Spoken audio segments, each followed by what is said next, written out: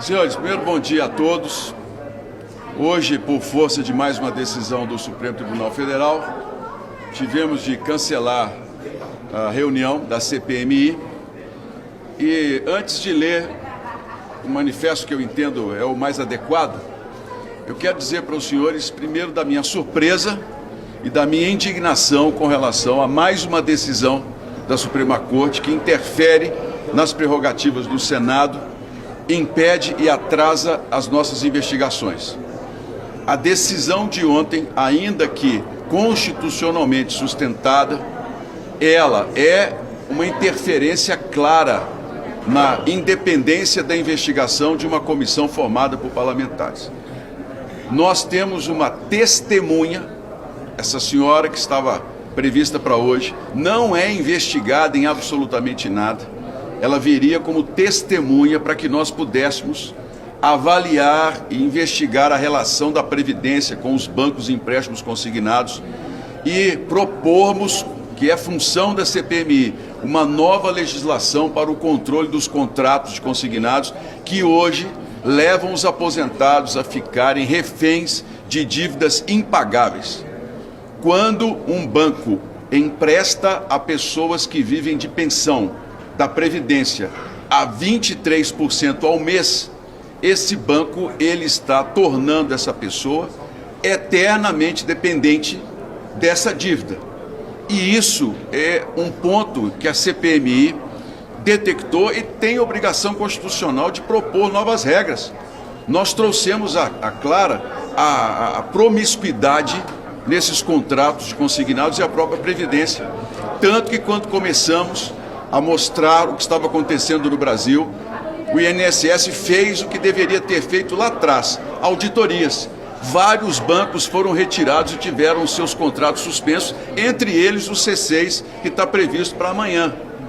Isso mostra que nós precisamos de uma legislação que regule e que proteja os milhões de aposentados brasileiros que confiam ao tomar um empréstimo e que são vítimas, infelizmente, dessa usura, desses juros completamente descontrolados. Portanto, a decisão de fazer com que uma testemunha permita a ela não comparecer a uma comissão parlamentar de inquérito é uma interferência clara no parlamento, no nosso trabalho, e que eu espero que a gente consiga reequilibrar nos próximos meses ou nos próximos anos, até que a gente tenha com clareza a função de cada um respeitado. Eu respeito muito as regras, sigo todos os procedimentos, mas não posso deixar de externar a vocês a indignação em nome dos milhões de aposentados brasileiros que têm confiança nessa CPMI e que esperam de nós uma resposta contra esse roubo absurdo que tomou conta da Previdência brasileira. Senador, como ficam as outras oitivas previstas, a do AZP com o C6, dentre outros,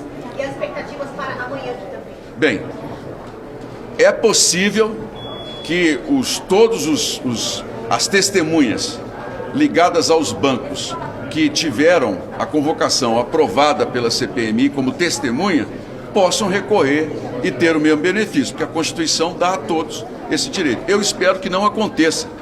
E amanhã nós temos um compromisso do representante do banco de que ele viria espontaneamente, não precisaria nem de convocação, para que a gente possa ouvir os detalhes de como se dão esses contratos.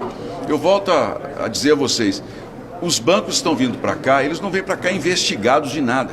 Eles vêm para cá para nos detalhar uma relação pública contratual com a Previdência brasileira. E que é papel da comissão, papel desse parlamento, criar regras que protejam o lado mais fraco, que é o lado do aposentado. Então, se amanhã nós tivermos, da mesma maneira, um benefício, vou me reunir com o relator, melhor, na verdade, já me reuni com o relator, e nós estamos mudando a estratégia, já acreditando na possibilidade de uma prorrogação. Se a prorrogação não vier, se o mandado de segurança que impetramos resultar em uma negativa por parte do Supremo Tribunal Federal, do ministro André Mendonça, naturalmente, semana que vem, por força de lei e de prazo, teremos que partir para a leitura do relatório, ainda que parcial, mas do relatório e a tentativa de aprovação até no final de semana. A Marta Graef, então, em segunda, senador? Está convocada a senhora Marta Graef para segunda-feira, juntamente com o representante do Dataprev. A senhora Marta Graeff não é investigada.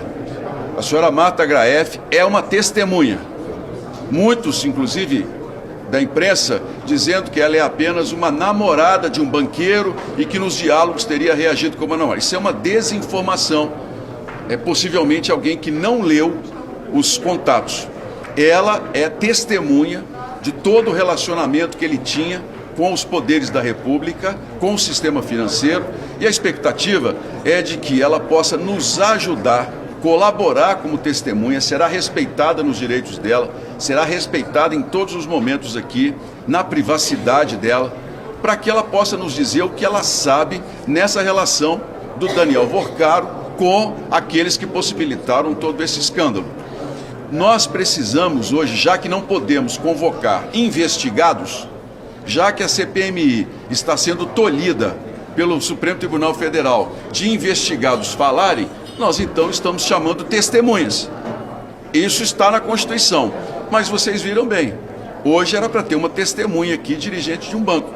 Veio uma decisão que, a meu ver, mais uma vez, impede o nosso trabalho. Então, na segunda-feira, eu espero que essa testemunha compareça e que ela possa nos dizer o que sabe no relacionamento do ex-namorado ou do namorado, não sei qual é a relação, não cabe a mim saber isso, e em relação ao que ele contou, porque ele mesmo dizia lá, depois eu lhe conto como foi. A reunião foi ótima, depois eu lhe conto como foi. Ela não é só uma namorada, ela é uma testemunha e nós queremos ouvir dela o que ela sabe em relação a esse caso. Senadora, a notícia de que o Bonin abriu uma empresa de gaveta depois do início da CPI, pode resultar em alguma nova medida da CPI em relação a ele? Eu dei uma declaração recente de que nós não tínhamos provas contra Fábio Luiz da Silva porque o governo blindou toda a quebra de sigilo. O fato de nós não termos uma prova efetiva não significa que ele não tenha envolvimento ou mesmo não venha a ser citado no relatório. Porque a defesa já reconheceu que a CPMI denunciou de que ele viajou com Antônio Carlos Camilo, careca do INSS. Nós temos pessoas ligadas a ele, lobistas e outras que trabalhavam, tinham pessoas que trabalhavam no escritório de Antônio Carlos Camilo. Eu não posso fazer uma afirmação de que o filho do presidente tem a culpa ou não, mas o fato é que há uma série de pontos que precisam ser investigados e que, infelizmente, a base do governo vetou na CPMI, mas está aparecendo na Polícia Federal, vai aparecer no inquérito final, e essa empresa na Espanha é mais um ponto que precisa ser esclarecido. Vou dizer que houve dolo, que isso foi algo... Não posso, mas já que nós temos todos os pontos se conectando, um lobista, pessoas ligadas a ele, gente trabalhando no mesmo escritório, é claro que nós temos a obrigação de investigar e dar uma resposta ao país. Senador, então, só para entender, a estratégia agora, então, é convocar testemunhas e não os investigados, e para a finalização dos trabalhos, a partir de semana que vem, dos depoimentos de semana que vem, vocês então vão fazer a leitura do relatório, certo? Já que a gente está num prazo de 10 dias para finalizar. Na segunda-feira, nós temos duas testemunhas previstas, amanhã e segunda. Terminados esses depoimentos de testemunhas, nós teremos uma resposta se a CPMI será prorrogada ou não. A CPMI, não tendo uma prorrogação aprovada, já imediatamente na semana que vem, marco a data para a leitura do relatório. Posso dizer que já tem, o Alfredo Gaspar é quem vai falar sobre isso, mas já tem mais de 5.000 páginas. E a leitura e, naturalmente, um tempo para que os parlamentares possam ler, fazer suas observações e, antes do encerramento da CPMI, que em tese é no sábado, né, aí nós leríamos e tentaríamos aprovar já na quinta-feira da semana que vem.